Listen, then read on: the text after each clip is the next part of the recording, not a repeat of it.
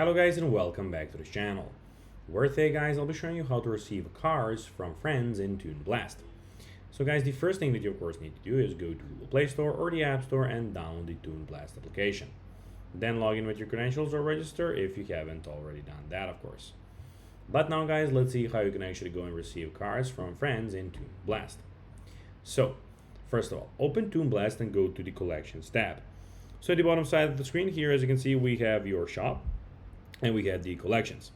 So as you can see, complete a collection by collecting cards and winning grand prizes. It unlocks at level 70, so keep that in mind. Then find it and tap the card that you're missing, tap request, alternatively go to team tab, tap request and select the card you need. Your request will appear in your team chat, where teammates can send it when they have a duplicate. Once your friends send the card, it will be added to your collection. If it doesn't appear immediately, closing and reopening Toon Blast can force the game to sync. There are two important restrictions. You can request only one card per day, and gold cards cannot be requested or sent.